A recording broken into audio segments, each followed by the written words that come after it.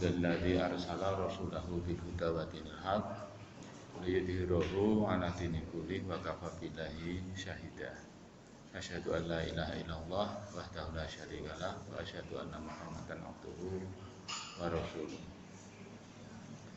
Pertama-tama marilah kita panjatkan puji dan syukur kita kehadirat Allah Subhanahu wa taala yang telah memberikan kita kenikmatan dari iman Islam, sehingga pada saat detik ini kita masih bisa berkumpul di tempat yang mulia ini.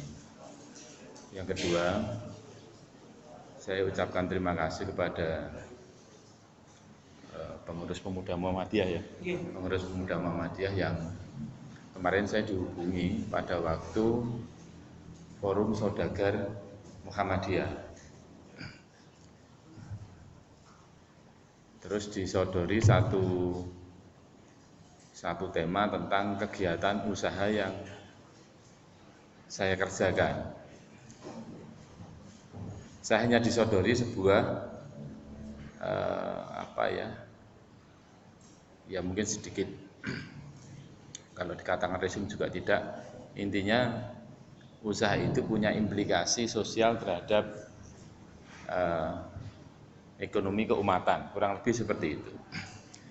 Saya mungkin akan berikan materinya itu justru tidak, waktunya tidak panjang, tapi justru yang ingin saya kemukakan nanti dialog, banyak dialog. Karena realitasnya itu bisa jadi berbeda. Ini saya mungkin cerita asbabun nuzulnya dulu dari kegiatan usaha yang coba saya kerjakan. Memang usaha ini sebenarnya saya hanya melihat satu keprihatinan bahwa negara kita itu secara komparatif itu unggul. Bahkan sering sastrawan, pujangga ataupun penulis baik ekonom, teknokrat dan lain-lain sering menyatakan bahwa ini negara ini tetesan surga. Apa saja ada, baik dari ujung Merauke sampai Aceh. Memang itu betul, tidak salah. Itu betul secara komparatif. Ini sebenarnya latar belakang, sehingga background pendidikan saya sebenarnya teknologi pertanian. Jadi sudah berkutat dengan keilmuan biokimia, kimia dasar dan lain-lain, nah seperti itulah kurang lebih. Melihat hal seperti ini, kita coba bedah. Sekarang Indonesia itu yang mayoritas beragama Islam, quote unquote ya Pak ya, mayoritas beragama Islam, punya masalah luar biasa. Sangat luar biasa. Sampai saya duduk di sini. Saya tidak akan cerita masalah akidah. Saya tidak akan cerita seberapa banyak orang yang akan masuk ke masjid, tidak. Tapi bisa jadi orang tidak akan ke masjid, orang tidak merasa memeluk Islam dengan baik kalau kemudian kita tidak menyelesaikannya urusan-urusan keseharian kita dengan baik. Indonesia itu memang betul punya krisis energi dan krisis pangan. 1000% betul, tidak salah itu. Karena saya membidangi dua bidang ini, tidak secara teoretik, tapi saya jalankan secara terus menerus ya, kurang lebih hampir 1 dekade lebih. Jatuh bangun biasa itu dalam saat. Nah, saya bidik pertama waktu itu adalah bidang energi. Tahun 2002 kurang lebih, saya dengan beberapa teman-teman itu sebenarnya sudah menyadari bahwa akan muncul persoalan baru. Energi ini terus menerus. Karena kalau saya bicara ke Indonesia itu saya tidak perlu secara eksplisit menyebut Islam, karena itu sudah include yaitu Islam karena mayoritas. Jadi kalau saya bicara tentang Indonesia itu sebenarnya bicara tentang umat Islam karena yang mayoritas. Tapi problem besar ini menjadi sesuatu yang luar biasa. Dasar Quran saya itu surat Yasin ayat 80. Energi ini itu memberikan satu gambaran tentang fotosintesa dan energi biomasa. Sehingga surat Yasin itu biasanya di kalangan Nahdiyin itu sering disebut Qalbun Quran. Sehingga tradisinya kalau orang meninggal itu Yasin. Ya.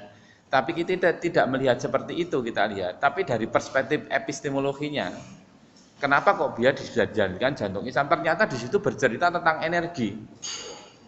Ayat 37, 40 misalnya 40 itu bercerita tentang hal-hal yang besar. Nah sama di ayat 80 ini juga bercerita energi tentang energi biomasa, ahdorinaro, yahdur. Atau bahasa orang Arab Baduinya itu kayu dibakar, karena waktu itu yang bisa memahaminya dengan kekuatan akal pikirannya hanya seperti itu.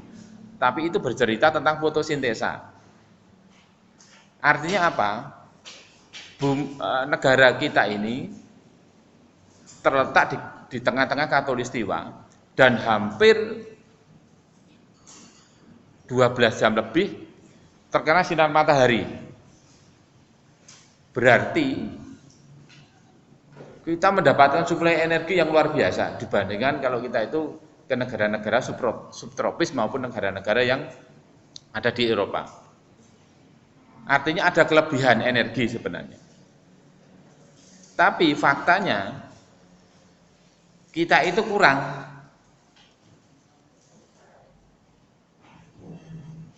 Kita punya minyak. Salah satu energi itu minyak. Itu kurang lebih hanya 900.000 barel per hari. Satu barel 159 liter. Ekuivalen dengan 159 liter. Itu pun masih kontrak produksi sharing dengan perusahaan-perusahaan asing. Exxon, kemudian Chevron dan lain-lain. Jadi kalau misalnya kontrak produksi diambil saja misalnya, saya tidak ngerti angka persis berapa persentasenya, kita ambil misalnya 20%, diambil ya, berarti 900 tadi dikurangi 20%, 180, ketemunya kurang lebih 720. Kebutuhan kita tiap hari minyak itu dibagi dua, subsidi dan non subsidi. Yang subsidi yang kita pakai tiap hari itu, naik motor, mobil, kemanapun kita, itu dari energi minyak. Terus yang kedua, yang non subsidi itu biasanya untuk keperluan industri, keperluan transportasi di luar non subsidi. Jadi misalnya kapal-kapal antar pulau, kemudian alat-alat berat yang jumlahnya banyak untuk kegiatan industri itu. Nah, saya bicara tidak yang subsidi, tapi yang non subsidi saja. Itu kebutuhan kita tiap hari 1,8 juta barel per hari. Jadi untuk bikin ini semuanya pakai energi. Kita duduk di sini pakai energi, kita mau sholat, baca Quran, apapun pakai energi. Jangan kita balik. Kalau kita tidak sholat, tidak membutuhkan energi, itu keliru besar. Karena Quran bercerita tentang itu. Gitu loh. Artinya mayoritas umat Islam yang besar ini itu ibaratnya sudah kalah perang. Wow, kita mau teriak anti Amerika, kita mau teriak apa, itu hanya di sini. Mulut saja. Dan itu ngapusi. Itu hanya orang-orang yang lebih cenderung emosional, tapi faktanya kita tidak bisa begitu. Kalau Chevron, kalau ada mobil oil, ada beberapa itu tidak melakukan pengolahan minyak, ya kita tidak bisa berangkat ke masjid, tidak bisa sekolah, tidak bisa ini aja penerangan inilah, kita tidak bisa baca Quran, harus pakai sendal. Kita lemah sekali dalam hal ini, sangat lemah sekali. Itu dari sisi kita melihat sisi energi minyak itu. Sehingga kebutuhan industri tadi yang 1,8 juta itu memenuhi semua industri. PLN itu masih pakai Pak minyak batu bara. Jadi kalau di Python itu ada dua itu, ada yang pakai minyak, ada yang pakai batu bara. Itu biasa seperti itu. Nah, itu yang terjadi. Bentar.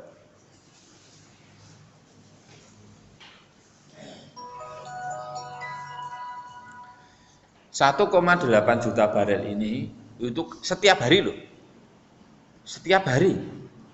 Bukan 1 bulan Pak itu. Setiap hari. Untuk menggerakkan food industry, untuk menggerakkan industri makanan, bikin teh. Ini Pak, kalau teman-teman kepada pabrik teh, semua pengeringannya untuk ngopen teh itu pakai minyak. Untuk ngangkut tehnya pakai minyak. Kita mau pengajian duduk-duduk sini semuanya pakai impor, Pak. Itu faktanya. Jadi kalau ada orang bilang Indonesia itu tidak perlu diserang, memang tidak perlu. Biarkan saja umatnya itu lena, biar konflik, entah satu nanti jadi teroris, satunya lagi jadi apa. Itu selesai dengan sendirinya, Pak. Tidak perlu di-drop seperti di Irak, di Suriah, tidak perlu. Biarkan saja seperti ini akan mati sendiri. Memang tidak punya energi kok. Energinya harus beli tiap hari kok. Ya kan?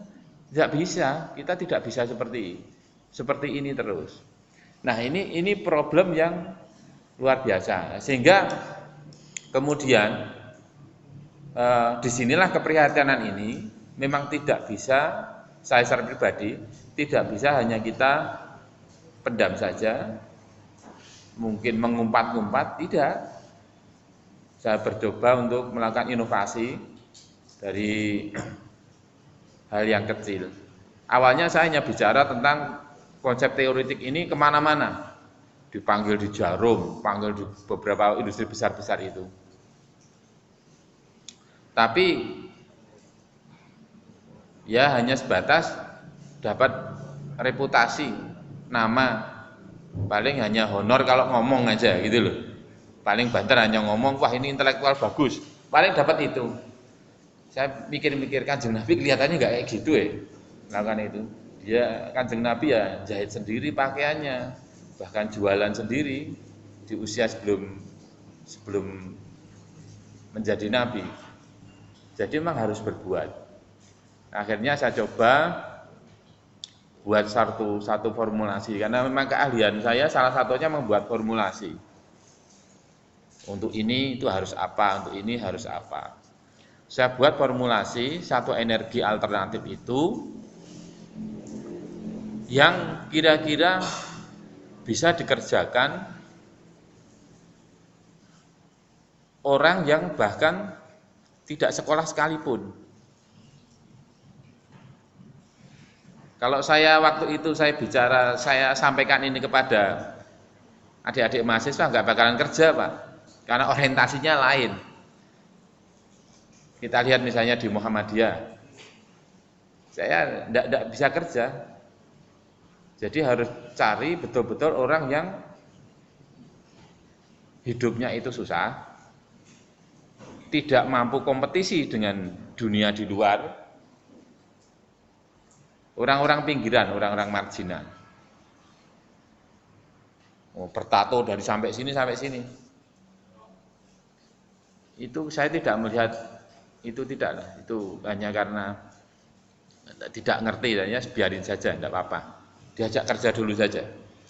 Kerjanya hanya sederhana, ngumpulin oli bekas saja satu. Nanti pasukan saya di Kerawang, di daerah Cikarang ada lagi, di Selawi iya, di Pekalongan iya. Semua rata-rata unskill Pak, tidak berpendidikan. Ini saya pikir amar ma'ruf nahi mungkar. Kalau orang amar ma'ruf saja gampang, ngajak kebaikan itu orang gampang, sedekah bisa. Tapi nahi mungkar itu kan berat, karena ganjarannya double, berat. Tapi kalau kita mencegah seseorang hanya dengan nun sewu, bicara terus menerus ya agak susah juga dengan situasi seperti ini. Saya hanya ingin menghadirkan satu nuansa keagamaan, etik keislaman itu, bahwa Islam itu punya dorongan untuk orang bekerja lebih produktif. Secara etika sebenarnya begitu. Secara etik seperti itu. Jadi merasakan mlebu Islam ki rasane ya nyaman betul gitu. Iki itu agama sing nyaman untuk dipeluk. Bukan malah menjadi sesuatu agama yang membuat kaya ini miskin terus-menerus itu. Itu yang mereka punya gambaran. Jadi karena kemampuannya itu hanya jalan ngumpulin oli, ya sudah, diberi penjelasan, kumpulkan. Tidak saya pernah kasih kualitas olinya bla bla bla bla, tidak pernah saya beri seperti itu, karena saya sadar bahwa mereka itu ora tahu sekolah. Ya sekolah tapi kan pendidikannya nggak memungkinkan untuk diberikan secara teoretik, kimianya itu begini loh, ini begini. Wah, namanya ya kita keliru empan papan, ini sudah keliru dulu kalau kita ngomong seperti itu di hadapan orang-orang seperti ini. Artinya hanya kumpulkan saja jenis seperti ini. Dan ini Pak, kegiatan seperti ini dilakukan juga oleh perusahaan Amerika besar yang namanya Pennzoil, ada namanya Egypt. Itu melakukan hal yang sama dengan yang saya lakukan. Kalau di Jawa Barat itu ada persatuannya Pak, ada persatuan pemulung itu. Provinsi Jawa Barat itu rapi, itu ada persatuan seperti itu di bawah komando Pennzoil. Ada seperti itu. Itu fakta. Gitu loh. Itu fakta. Cuma mereka masuk oli ke Pennzoil, dirubah menjadi oli lagi. Dulu saya sering ambil limbahnya di Pennzoil, di Egypt saya ambil limbahnya. Kalau saya setor oli 1 tangki 16.000 liter atau 16 ton, dapat limbah 2 tangki. Saya gunakan, saya pakai untuk membuat minyak. Tapi lama-lama dia pinter juga, dia bisa Pak sekarang. Saya nggak boleh ambil limbah itu. Oh ya enggak apa-apa. Saya enggak apa-apa. Itu fakta. Itulah persaingan, itulah dunia. Kita enggak mungkin ngumpat-ngumpat. Kita harus gentle. Kita kalah, ya sudah, tata lagi. Tapi saya bikin pasukan yang kira-kira bisa kerja lah, sehingga ada yang tukang becak, kadang ngumpulin oli itu Pak, mau berangkat sekolah, ke toko saya nukerin oli itu dijadikan duit untuk sanggup sekolah anaknya. Itu sampai ke hati Pak rasanya. Masya Allah. Mereka sudah memberikan kontribusi energi untuk kita. Jadi seorang tukang becak pun bisa memberikan kontribusi gitu loh. Yang unskilled juga itu, tidak berpendidikan juga, gitu loh. Nah, pola ini sudah hampir saya kerjakan 10 tahun lebih. Saya kontrak dengan perusahaan besar, salah satu, ya sebut saja Wakil Gubernur Jawa Tengah, Mas Heru Sujatmoko, itu kader PDI Perjuangan ya. Dia punya perusahaan besar di Jawa Tengah. Supaya tidak kena PHK, saya sarankan untuk menggunakan energi di luar Pertamina. Karena apa? karena yang bekerja banyak, padat karya. Kalau jenengan nanti menggunakan energi Pertamina, itu akan PHK-nya akan lumayan itu, akan lumayan, karena nggak akan cocok dengan biaya produksinya, karena hitungannya dolar, belinya hitungannya dolar, dijualnya rupiah, ya sudah jomplang, ya pasti jomplang karena minyaknya belinya dolar, transaksi minyak itu semuanya dolar Pak, tidak ada rupiahnya, hitungannya semuanya dolar, itu loh.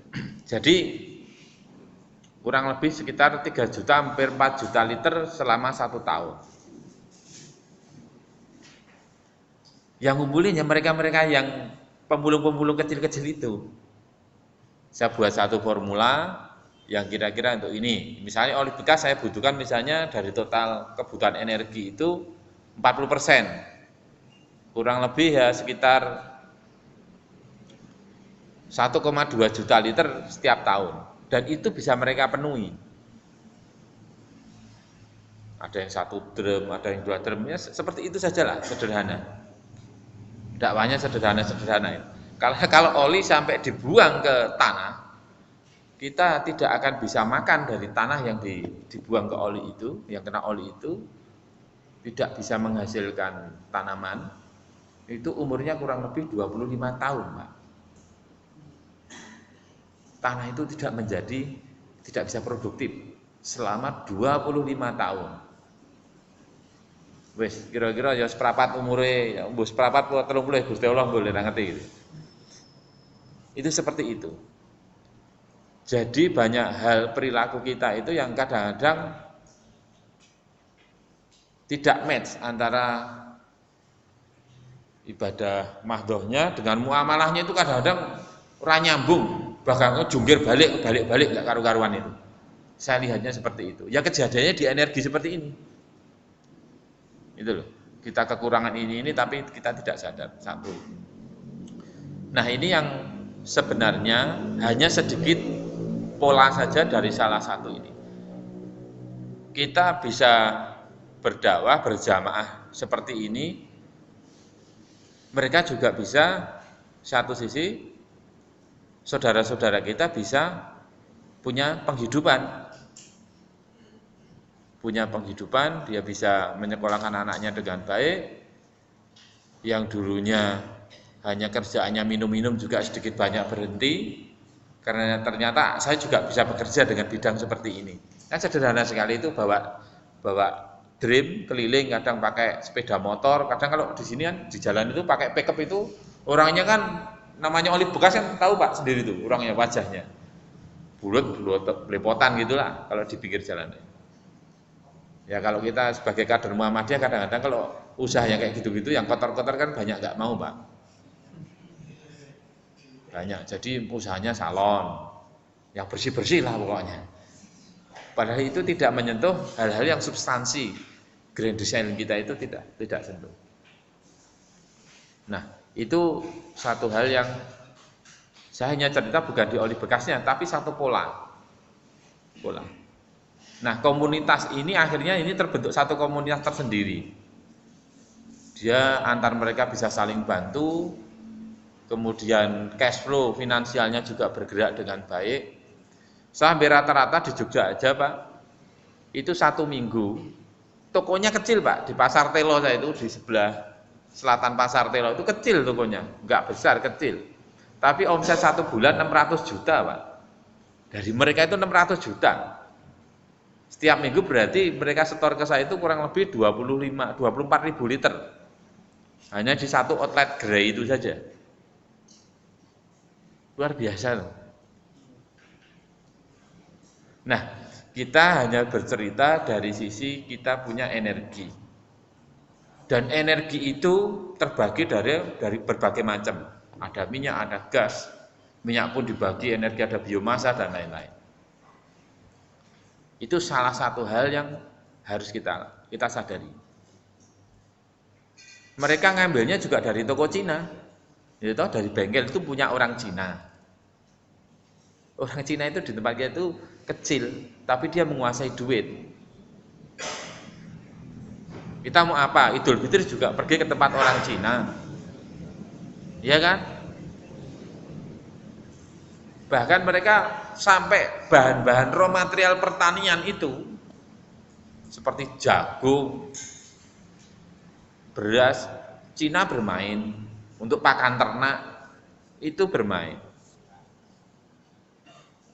Jadi saya hanya kadang-kadang ya kalau ambil napas panjang kok kedawan ya, napas pendek saja lah. Itu faktanya. Jadi kita harus rubah orientasi itu, kuasai betul sektor-sektor produktif. Kita berdakwahnya tidak bisa lagi konvensional seperti ini, ngumpulin, tapi harus produktif. Sambil bekerja, learning by doing terus. Tapi itu. Karena Jepang, Jerman itu bisa bangkit kalah perang itu dari komunitasnya, Pak. Orang Jepang itu menerapkan satu standar yang tinggi untuk living cost-nya. Rokok itu satu bungkus itu bisa sampai puluhan ribu harganya. Dan bangga saya punya orang Jepang sebagai warga negara Jepang. Itu seperti itu. Sehingga ekonomi dia itu bisa cepat pulih. Di Jerman pun begitu. Dia bangga dengan produk-produknya sendiri. Nah, kita ini jumlahnya banyak, tapi kita tidak menguasai sektor-sektor strategis. Tapi kalau demo kita banyak, rame-rame. Dikasih satu reaksi sedikit tentang di sentimen begitu aja kita kumpul, Pak. Kasih pancingan itu kumpul. Tapi ya banyaknya itu, tapi enggak apa-apa. Banyak cuma jumlahnya banyak aja, Pak. Tidak menguasai apa-apa. Ya, Bu. Kita kalau sudah dikatakan orang bekerja itu, kalau sudah di kantor seperti ini ber-AC itu bekerja. Tapi orang seperti saya ngumpulin membina itu bukan bekerja, itu pengangguran terselubung. Luar biasa. Nah ini yang harus kita. Jadi wajar kalau di Muktamar Muhammadiyah kemarin Pak Din Samsudin mengatakan kuasai sektor perdagangan. Ya sebenarnya sudah terlambat. Ya tapi tidak ada kata terlambat. Karena memang kita terlambat luar biasa. Coba kalau kita meneruskan Haji Umar Said Cokro Aminoto mungkin tidak akan seperti inilah. Kita ya saya soalnya mainnya di dunia industri, Pak. Saya ngerti persis. Saya tuh ngerti persis kekuatan luar biasanya itu. Luar biasa. Ini dari satu energi saya bicara tentang itu.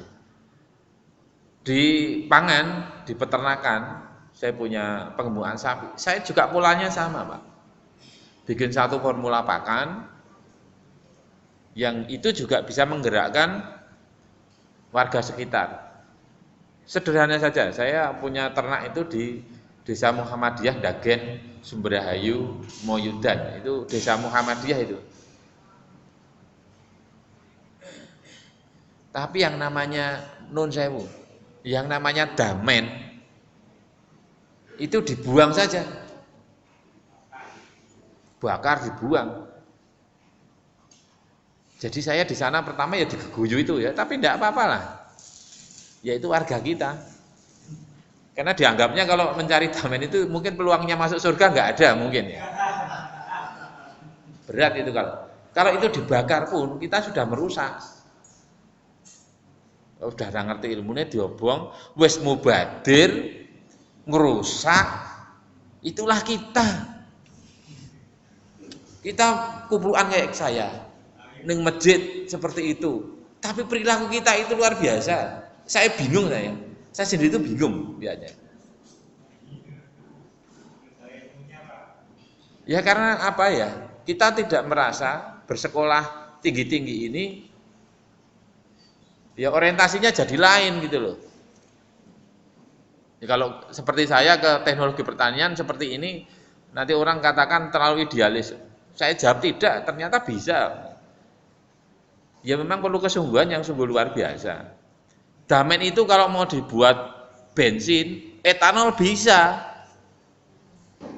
Bisa. Untuk dibuat energi bisa. Sangat bisa. Gitu loh. Sementara nggak saya kerjakan untuk pakan ternak dulu dalam jumlah yang besar, karena ternak pun kita kurang Pak. Ya toh Pak, daging kita kurang. Loh kita iki apa ta wong Islam iki? Terus yang kurang iki apa saya? Saya tidak habis pikir saya. Saya kadang-kadang merenung di rumah ini peluang masuk surga itu sebenarnya orang banyak ke masjid atau orang yang muamalahnya banyak. Kadang-kadang saya pikir begitu juga ini. Aduh, kita tuh apa ya? Kita protes sama Australia nggak kita import daging. Kalau kita nggak import kita mati, kita nggak bisa makan daging masalahnya. Itu problem kita gitu loh. Tapi kita nggak mau melakukan hal-hal seperti itu. Berternak, baunya teletong, itu kotor. Saya menyadari sebagai warga Muhammadiyah, saya menyadari. Sekarang teman-teman di Muhammadiyah mengalami satu krisis itu. Dulu orang tuanya saudagar besar, misalnya jadi juragan sapi, anaknya sekarang jadi juragan teletong sapi. Itu banyak, saya punya teman Muhammadiyah banyak yang sekarang turun grounded itu gitu. Sudah ngelamar kemana-mana, aduh ampun dah kalau kita gini nih. Mau bikin pasukan kayak apa ya susah. Karena kita jadi tumpul seolah-olah. Padahal kalau kita tahu desainnya peluang misalnya, kita tahu krisis di sini, energi, satu krisis pangan. Itu kalau kita masuk di wilayah itu peluang usahanya luar biasa besar. Kita ambil coba kasusnya Lutfi Hasan SK tentang sapi. Sekarang kandang sapi semua di Jawa Barat. Saya sambil contoh di Cianjur. Di program sapi karena menterinya Nun Sewu orang PKS. Saya tidak bermaksud menyinggung orang PKS. Begitu menteri selesai Pak, kandangnya kosong. Tidak punya kemampuan teknokratis di situ. Begitu ini berkuasa, tidak segera mungkin nyusun pasukannya itu untuk belajar pengembangan sapi apa tidak. Sapinya dapat bantuan dari pemerintah, ini itu, kepegang betul itu selesai. Kita itu kadang-kadang seperti itu. Tapi kalau kita lihat Cina, maaf ya, mereka sangat tekun, ngerti syahadat ora itu. Mereka tekun betul untuk itu. Dan dia kalau ditanya lebih nasionalis mana, Anda dan saya. Saya mempergajakan orang banyak. Anda apa bilang nasionalisnya? Apa yang bilang ada nasionalis? Kita bisa jawab apa-apa Pak. Tidak bisa jawab apa-apa. Karena kenyataannya kita tidak bisa apa-apa. Ya kan Pak? Itu satu. Ya kita harus mau koreksi terus. Jangan merasa kita besar. Kita itu besar tapi apa ya besar tok itu. Isinya nggak ada. Saya udah keliling kemana-mana ya itu Pak. Entah itu di Muhammadiyah, entah itu di. Saya punya om, namanya Profesor Bambang Setiaji misalnya, saudara saya. Apa dikira kalau urusan mereka sudah profesor, enggak bisa menjalankan industri, hanya selesai jadi guru besar. Selesai saja, dan dapat gelar profesor ya sudah selesai. Tidak punya implikasi industri apa-apa tidak punya. Itu kenyataan. Seorang penemu, itu kenyataan. Kok sampai bisa tidak buat industri? Bisa menampung orang Islam sekian banyak tenaga kerja. Sampai kok tidak bisa? Banyak Pak guru-guru besar seperti itu. Karena saudara saya banyak guru besar Pak. Yang kita butuhkan tapi butuh pola yang jelas. Jadi kita juga harus bisa, wajar lah kalau Pak Den Samsudin berteriak seperti itu tuh sudah wajar lah. Karena memang sudah dibaca Pak sebenarnya. Kita hanya sekali libas saja selesai sebenarnya. Sekali libas selesai. Jadi hal-hal seperti ini yang kita itu kadang-kadang sulit untuk bergerak. Jadi oleh karena itu beberapa hal yang perlu kita sampaikan, nantinya kesimpulan saya di sini, buatlah satu kegiatan yang memang usaha itu punya multiplier effect dan perlu ada sentuhan, walaupun kecil, sentuhan teknologinya harus ada. Mindset industri dalam setiap usaha itu harus ada. Industri apapun, saya industri kerajinan, mau gulung apa itu. Saya kemarin dipanggil oleh SWA, ibu-ibu Aisyah itu cerita tentang gawe kerupuk itu. Saya sarankan, Bu, enggak bisa, itu harus pakai industri. Oh sudah, begini. Harus begini, Bu, harus begini. Itu untuk apa? Untuk menstandarisasi produk yang ada di tempat kita. Walaupun kecil lah, gulung benang, buatlah dinamo kecil untuk gulung dari sini. Apapun misalnya seperti itu. Sentuhan teknologinya itu harus ada, walaupun itu teknologi sederhana sekalipun. Yang kedua, mindsetnya harus mindset industri. Saya kasih contoh sederhana aja, pedagang kaki lima lumpia di sebelah depan Gardena agak sorong ke kiri, itu muslim itu, laku keras itu. Omset dari jam 6 petang sampai jam 9, itu kurang lebih satu hari itu 3 juta. Satu malam Pak, 3 jam itu 3 juta. Dia bikin lumpia di rumah, itu yang kerja bisa 1 RT Pak. Ada yang nyacai wortel, ada yang ini, ada yang itu, di jetis Pasiraman itu. Itu yang seperti itu. Itu betul itu. Dia hanya cerita tapi mindset industrinya betul. Jaga quality control. Itu dia jaga betul. Jadi teknologinya tidak perlu high teknologi terapan, tapi perlu sentuhan itu. Untuk apa? Merangsang otak kita itu supaya dia akan menjadi terpola Pak, nanti menjadi pola industri. Otomatis nanti produknya dia juga akan standar. Saya seperti saya walaupun oli bekas, itu nanti kalau sudah masuk ke pabrik saya di Purwokerto, itu saya standarisasi tertentu sehingga oli yang isinya gram-gram kotoran itu saya turunkan. Saya endapkan, sedimentasi, diendapkan sehingga bersih. Itu juga dengan teknologi sederhana. Caranya apa? Saya ambil limbah dari satu industri Jawa Timur. Limbah itu dibuang, saya gunakan untuk sedimentasi. Saya tidak perlu beli bahan kimia impor mahal nanti, beli asam sulfat mahal, tekor nanti mana.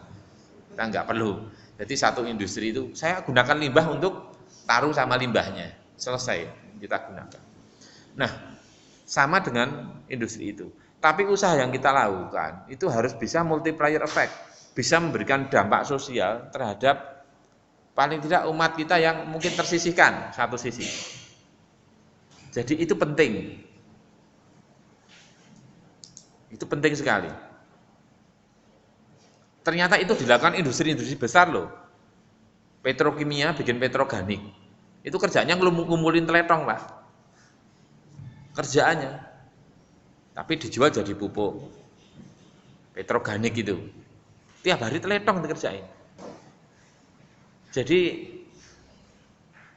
kalau surat Ahli Imran 190, 191 itu ya tidak ada yang sia-sia, betul. Itu benar. Cuma kadang-kadang kita tidak mau hal-hal yang detail. Jadi banyak peluang yang ada, banyak sekali Pak. Jadi sampai saya berkesimpulan dengan teman-teman itu, dengan teman ilmuwan kecil-kecil itu yang saya punya grup. Jadi kalau ada orang miskin di Indonesia itu sebenarnya kecelakaan. Karena tidak memungkinkan negara kita itu memproduksi orang miskin. Itu tidak mungkin. Susah teori menjelaskannya. Apa-apa punya kok Pak. Saya sekarang bermitra misalnya dengan KL, satu perusahaan pakan Malaysia. KL itu. Saya jadi satu agen pakannya itu. Baru pulang tadi pagi saya dipanggil KL itu. Mereka untuk untuk mendapatkan jagung itu harus dengan impor. Ini PMA Pak ini, orang Malaysia.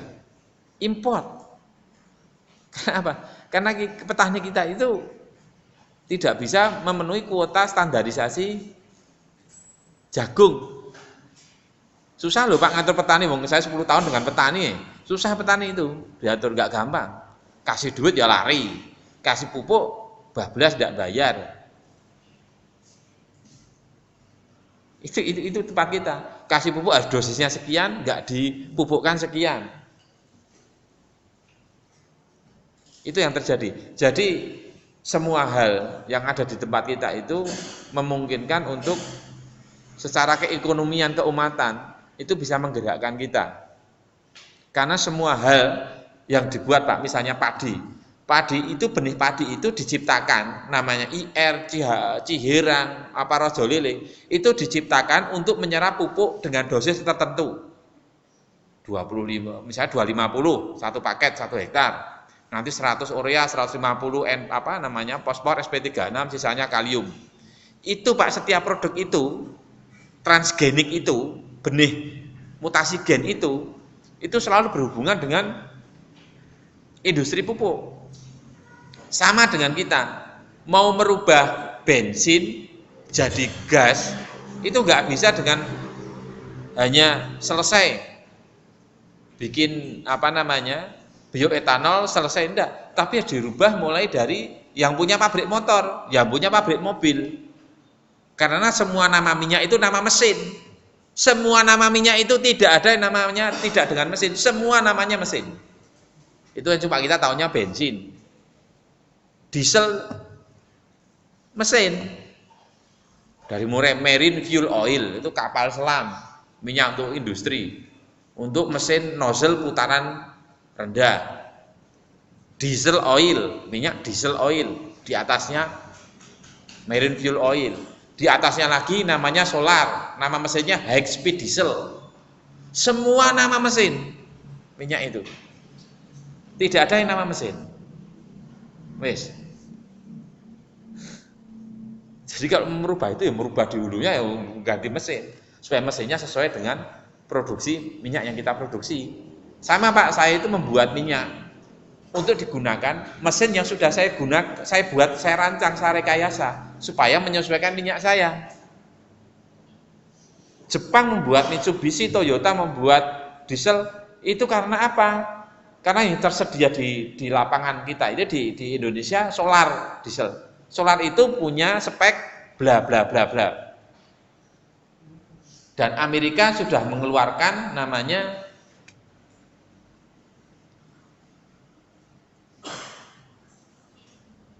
American for Testing Material. Jadi ASTM, American Society for Testing Material. Itu itemnya ada 2.500 untuk menguji minyak. Amerika itu detail sekali Pak. Karena dia ahlinya minyak.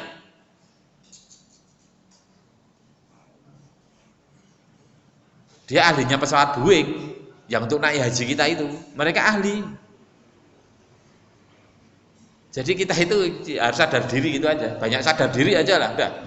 Itu lebih baik daripada banyak menghujat saja. Sadar diri terus berbuat. Sadar terus ya enggak. Kita ya lapar terus tiap hari. Usia kita pendek, usia mereka bisa panjang. Kata Buya Hamka, takdir itu bisa dielakkan, tapi takdir itu bisa dicari. Buya Hamka. Ya kalau makan kita bergizi, kemudian dihitung secara biokimia, ya umurnya bisa panjang. Takdirnya mati pasti, gitu loh. Itu ilmu biokimia begitu. Nah, sama seperti itu. Di Amerika sekarang kalau di tempat kita lewat Monsanto satu lembaga penelitian transgenetik, bikin ini Pak, kapas transgenik di Sulawesi, jagung transgenik, kedelai yang kita makan nih, ini kedelai transgenik Pak ini kedelai ini wong Amerika. Maka Amerika sangat benci minyak sawit produksi kita karena dia ingin produksi minyak kedelai. itu problem besar. Jadi seperti itulah yang harus kita ngerti. Sun Tzu, seorang ahli strategi Cina, itu mengatakan bahwa bisnis dan perang itu adalah sama. Kalau bisnis kita itu omsetnya kecil, kita mungkin nggak akan diganggu. Tidak ganggu. Tapi kalau sudah omsetnya besar, itu masalah. Jadi harus ngerti strategi untuk itu. Sederhana aja Pak. Saya kasih contoh begini. Oli di Kalimantan itu jumlahnya ribuan drum. Ribuan drum Pak. Tapi saya mau ambil dari Kalimantan, saya bawa ke Jawa lewat Tanjung Mas maupun Tanjung Perak. Saya harus berhadapan dengan satu mafia sindikat. Itu di bawah bendera Korea, orang Korea Pak, orang Korea yang pegang itu. Saya pernah ya ketangkap polisi saya, tapi ketangkapnya terhormat Pak. Wah apa ilmuwan oli, ketangkapnya begitu, tidak apa-apa. Tapi terhormat, tangkap di Polda Kalimantan Barat, tidak apa-apa. Izinnya lengkap, tapi nggak bisa keluar. Itulah kita, gitu loh. Jadi kalau Buya Syafi'i bilang londo ireng, londo sing rambut ireng itu banyak di tempat kita itu londo itu. Kenil-kenil ireng.